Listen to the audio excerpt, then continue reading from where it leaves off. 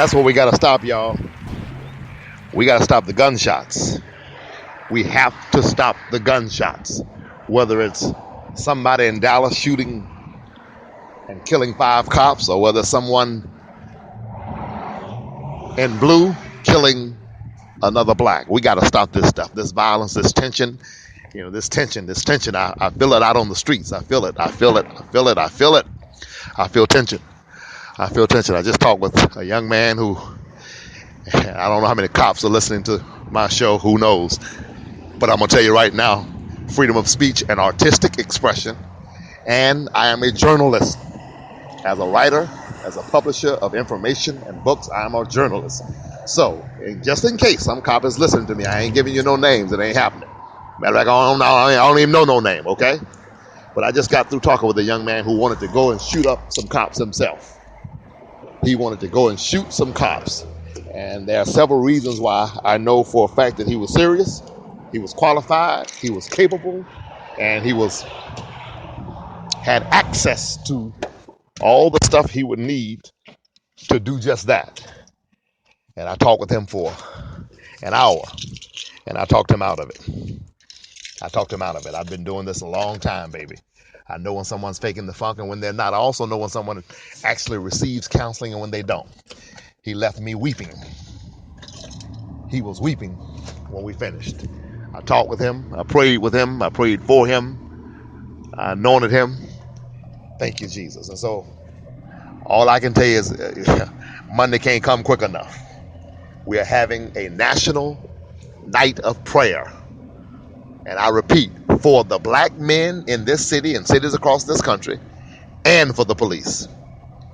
Because everybody involved in this situation, whether it be a cop or a cop's family, whether it be another one of my brothers gunned down on the streets, or one of my brother's family members who has to bury him when it's all over and said and done, at the end of the day, everybody involved is going to need the blood of Jesus Christ over their life. And anybody that knows me, don't try to act like I'm one of those, just chicken-eating preachers who thinks that all I can do is pray, and then after I get through praying, it's over. I believe in a cold strategy. I believe in working. I believe in, I was talking with someone in Atlanta today, my hometown, as you know, and he was telling me that Andrew Young, my mentor, has been on television a lot telling Black Lives Matter that they need to do more than just march.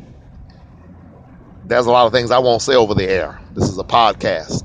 And I was trained, again, by Ambassador Andrew Young and by Reverend Hosea Williams. And that's a whole nother discussion. I can tell you how that has benefited my life so much because they were so opposite. They worked together for Dr. King, but they had the opposite. They had personalities which were opposites. And so I was able to learn from Andy how to be cool, calm, collected, sophisticated, suave, if you will, conservative in some sense. And I learned from Reverend Hosea Williams how to be unbought and unbossed, how to be a radical and a militant if I needed to, sporadically, that is. So I learned so much from the both of them, and I don't have time to get into that right now, but I do want to say that it's going to take more than just marching. Marches dramatize the issue and gets the attention of the media in some instances, some might say in most instances. But after we get their attention and after we get the people, then what are we going to do with the attention and what are we going to do with the people? That is the defining question of any movement. Do you just want attention? What do you want the attention for? And what are you going to do with the attention? And what happens after the march is all over. Anybody listen to me out there? And so I'm not in opposition to marches. In fact, I just spoke earlier with Bishop G.W. Thomas, who's a friend of my good friend, Pastor Kenneth Pitchford. And that's what Bishop Thomas wants to do. He wants to march. I told him I'm in, okay?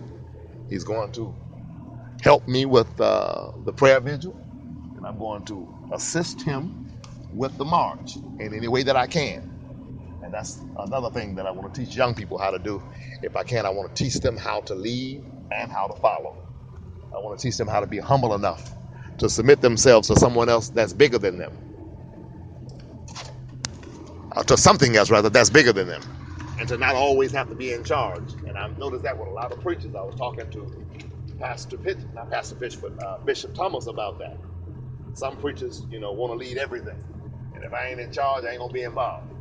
You understand? If it's not mine, I ain't doing it. I got to be the one that's in charge. Well, I was trained, I was trained how to follow.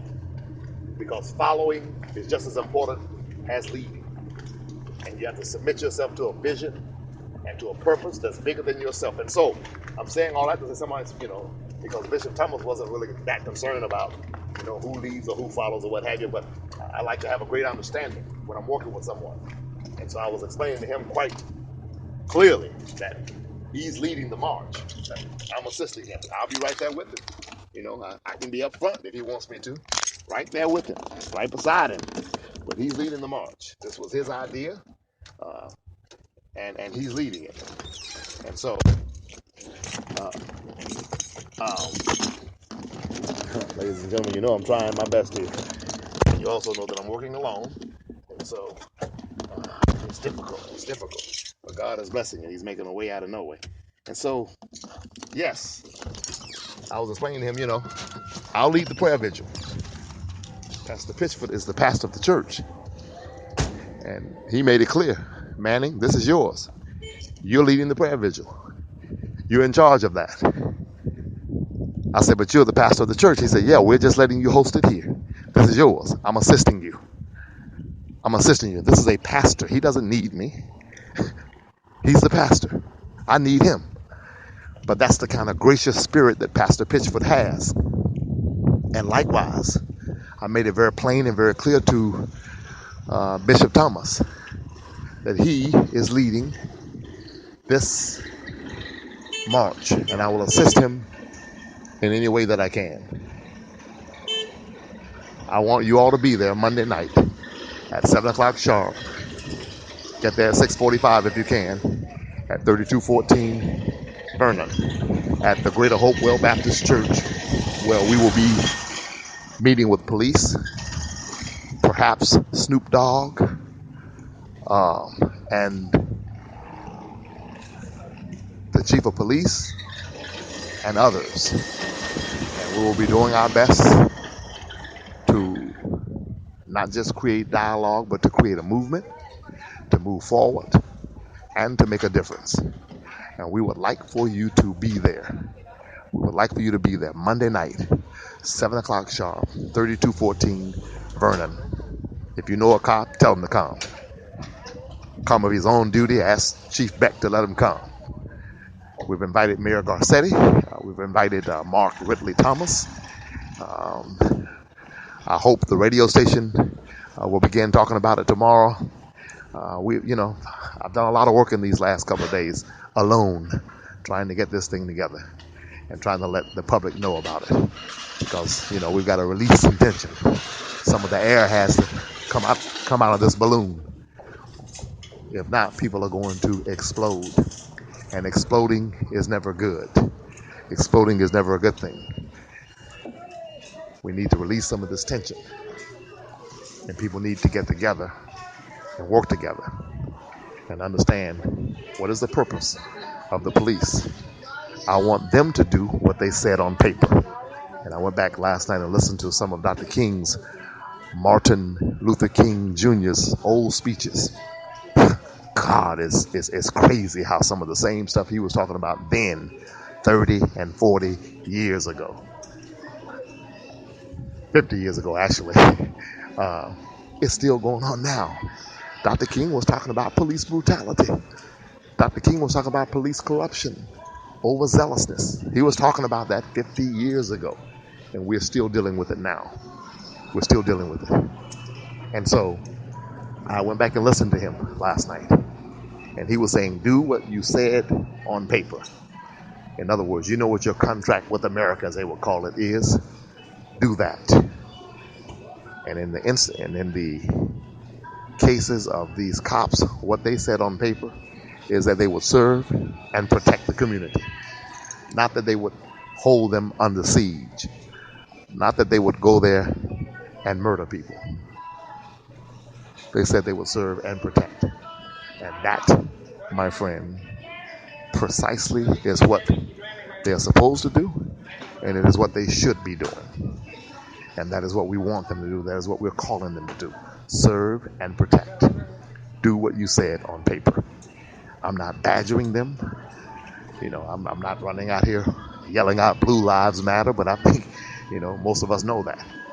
And when a cop is murdered on the streets senselessly, my heart goes out to his family just as it would if it were not a cop. Because I'm an ecclesiastical prognosticator of the gospel. In other words, I'm a preacher, and I have to, I'm sworn to that. I'm called to that. I can't have any joy in someone being cut down by a bullet, whoever it is. I can't have any joy in that. And so, as preachers, we are called to, in some sense, a higher level of service, but also a higher level of sensitivity. So if someone thinks I'm going to run out here and start laughing because of what happened to a cop, then they've got the wrong one. That is not how I operate. That is not how I'm going to operate. And, it's just not going to happen. I believe in justice, and I believe in righteousness. And these police officers are human beings also. They don't need to be gunned down. They need to be allowed to do their job and to do it properly. And we grieve for the family members of those in Dallas. Simultaneously, we also understand that they've been killing us for the longest. And we would like to see them grieve for us also. I want to see them grieve. I want to see them make a statement. I want to see these chiefs of police come out strongly and sternly when one of theirs is caught with his hand in the cookie jar. Caught red-handed, killing, murdering, assassinating people on the streets. Let them come out and express grief for the bereaved families, etc. And stop running around acting as if they haven't done anything wrong. Running around acting as if, it's just another day at the park. Because I'm sick of it. I'm sick of it. My friend Pastor Pitchford is tired of burying people with bullet-riddled bodies who've been killed by the police. Huh? Oh, yeah, man. I need cheese. And so I'm doing a live podcast here. A rather friendly guy who wants to know what am I doing with the cheese. In case I don't normally tell you all where I am specifically and what I'm doing, but I will tell you that I'm out at this particular juncture in time at, where am I? Oh, at Numero Uno, which is a grocery store in California. Because I know that there are people listening all over the world. I'm humbled. I really am. I'm humbled when I think about how many of y'all are listening to this doggone show. This is humbling. It really is. It's humbling. It's humbling. And I was looking at the stats earlier today, and it was just awe-inspiring to see how many people listen to this podcast and where they're located. I got folk in the Netherlands. I have people in Barbados listening to this show. And so I love you wherever you are, and I thank you for your support. I thank you for listening. And I wish you would email me. I need more people to email me and tell me what you think about the podcast, what you'd like to see me do differently, etc. Email me, ShermanDManning@gmail.com. Just my name, and that's all one word, ShermanDManning@gmail.com. Email me at my Gmail and tell me what you think of the podcast. Some of you in the Netherlands, some of you in